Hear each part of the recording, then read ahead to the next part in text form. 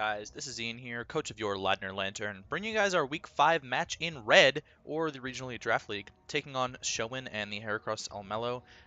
My apologies, in the team builder and in my previous battle, I was pronouncing his team name incorrectly, because on my prep document, I had spelt it incorrectly. So on my prep doc, I had spelt it Almelo, and that's just not right. So it's Almelo, which I can verify. Yeah, it's definitely Almelo. You guys can see it on his logo, and I'm silly enough that in the team builder I didn't even look at that. So there you go.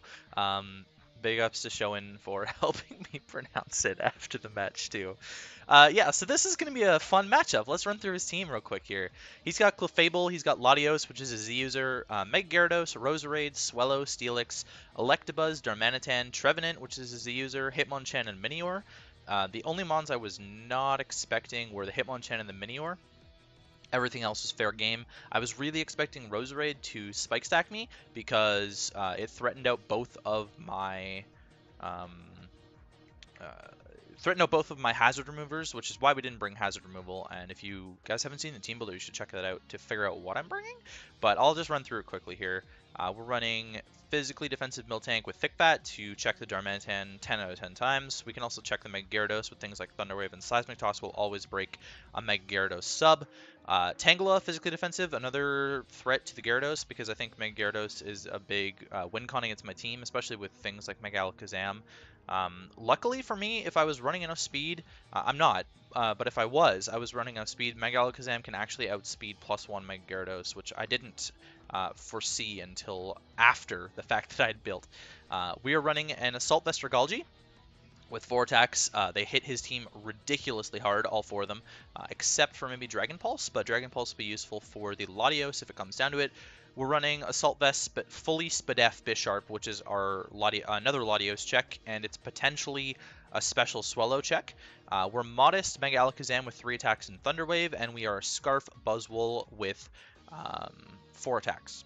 So that is going to be that. And getting right into things here, I wanted to lead Miltank because I think Darmanitan is a clean lead against me. He can U-turn on anything, and he can Flare Blitz a lot of stuff that he might not want to U-turn on, or Earthquake. So, like, Darmanitan has good coverage for my entire team, and so I'm just going to lead with my Miltank, as he does lead with the Darmanitan. So this is pretty perfect. This is what I wanted.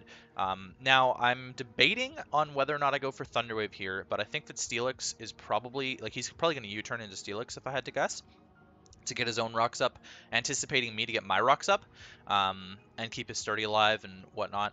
But I was anticipating the Thunder Wave, and then as I was calcing, I was like, oh my god, what if he's got Superpower?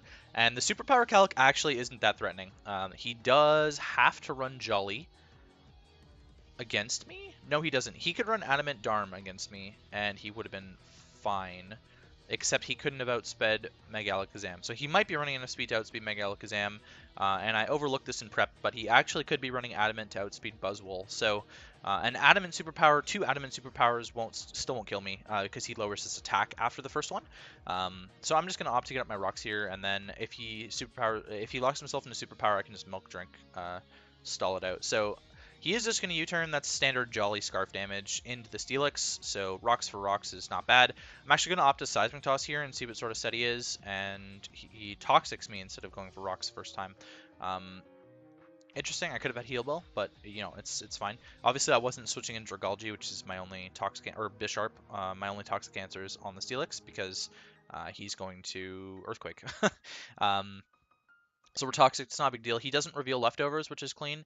I go into Buzzwole because it's my Earthquake resist, and it also threatens out the Steelix with Drain Punch as he gets up his rocks, so Buzzwole's not taking any chip yet. I'm actually going to make a really clean prediction here, and I think that he's going into Clefable on the Drain Punch, because that would be his best option at the moment.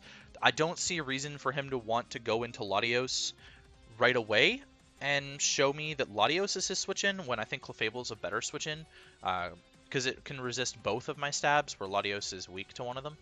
So he does go into the Clefable, and I am going to Iron Head. He shows to be Magic Guard, and based on that damage, he's like max HP, and actually he sent me this out, so I can tell you exactly what it is. But I think he's like max HP, bold, no defense, is kind of what I was getting off of that.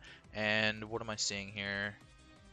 So he had some defense investment, and he wasn't bold. He was calm. But either way, it didn't matter because Ironhead is just going to two-shot this thing. So I'm just going to go for Ironhead again, as I think he swaps into Gyarados here.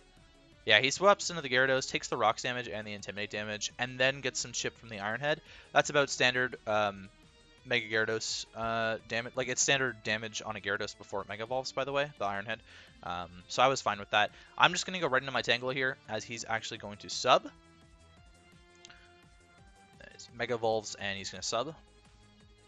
And there we go. So that sub actually is going to hurt him in the long run, and I'll explain why in a sec, because he sort of just like blows a turn here by clicking bounce. So my Giga Drain obviously misses when he's in the air, and then bounce is doing no damage to my Tangela because it's not stab, so it's not really doing anything. My Giga Drain is going to do that, and then I make a clean prediction here. It's not really a prediction. I was trying to paralyze the Gyarados, and so I went for Stun Spore this turn as he swaps into Swellow, and luckily I hit the Stun Spore, so Swellow is no longer a threat to my Tangela. I'm just going to Sludge Bomb this because I'm very confident that I can live a Guts Brave Bird with my investment, like a Guts Max Attack Jolly Brave Bird. Assuming he's outspeeding my Salazzle with Jolly, then I can live the Brave Bird. If he's Adamant, then it's probably not going to happen, but I swap to Sludge Bomb to get as much damage as I can, and then I'm actually just going to Sludge Bomb him again, and he gets fully paralyzed twice. So that really sucks for him that he got fully paralyzed twice, but overall I don't know how much it mattered. He's going to bring Darmanitan in on the rocks here, and he's going to take a ton of Flare Blitz Recoil after killing me. So I think that damage is what ended up mattering out of that whole scenario there, because again, I was living the Guts Brave Bird from Swellow, and he would have killed himself to Brave Bird Recoil with the Swellow. I don't know what item he was. I actually didn't even, like, he was paralyzed, right? He was actually Specs anyways, so it might have mattered then. Well, he was Guts Specs. That's weird. I don't understand why he was Guts Specs. To get a little bit more out of his U-turn then? Well, do I not have a Ghost type? Like, he probably didn't need Scrappy because I didn't have a Ghost type. Yeah, so I didn't have a Ghost type, so that's why he's Guts Specs, but yeah, either way, it probably didn't matter. My Tangela was still going to eat the special hits regardless.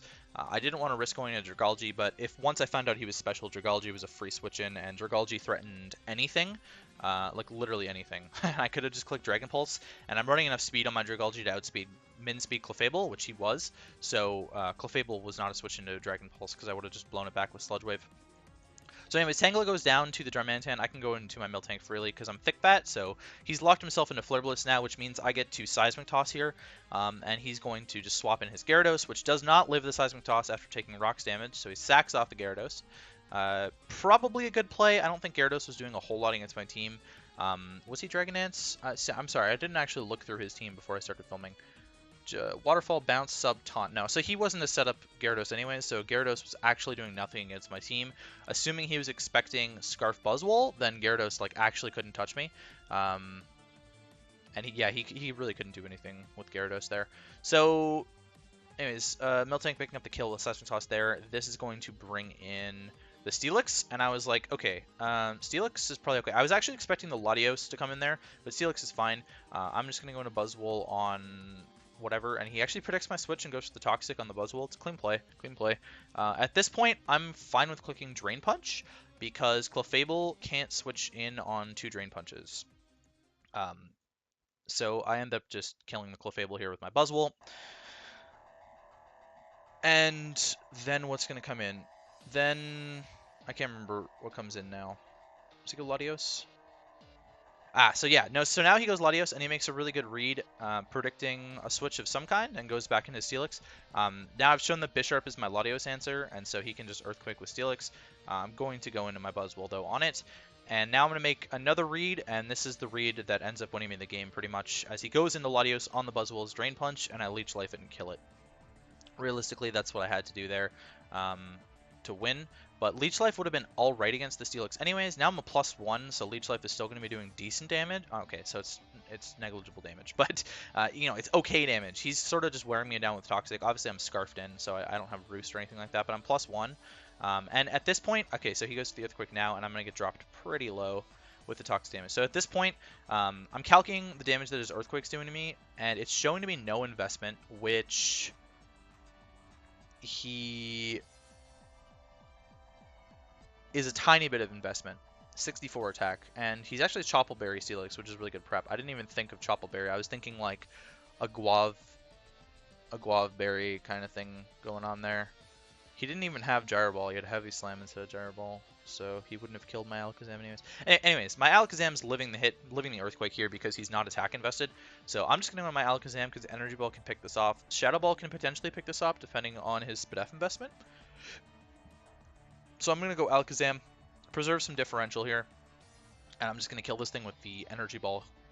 And then obviously Darmanitan's gonna come out, and Miltank can hardwall the Darmanitan. So yeah, and I'm not sure about his HP investment here, so we'll actually see the plays. So he's going to lock himself in Earthquake because that's his best way to deal with me.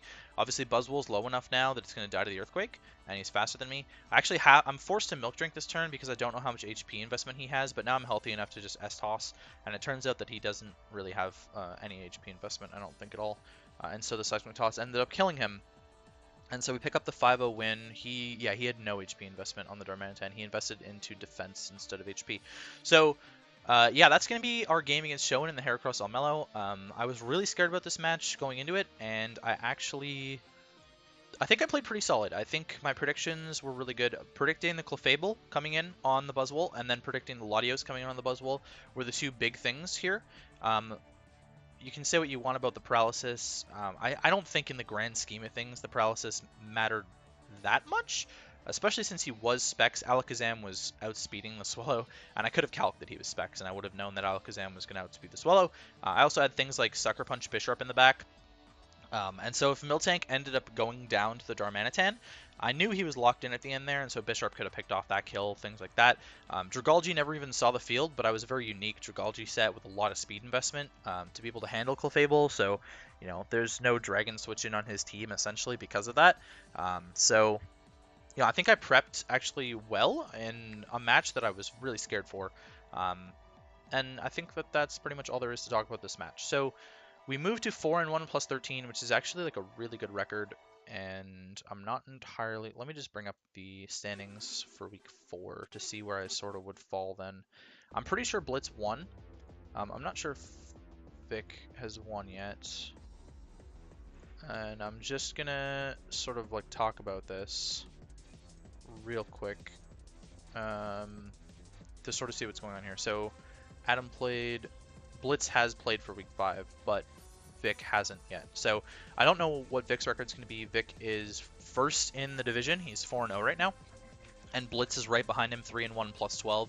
So I would anticipate we're probably going to be sitting in about 3rd place after this week at 4-1 plus 13. It's a pretty good differential, but if Blitz won, then obviously he's going to be at least plus 13 or higher. And we were tied with Bill at the end of week 4.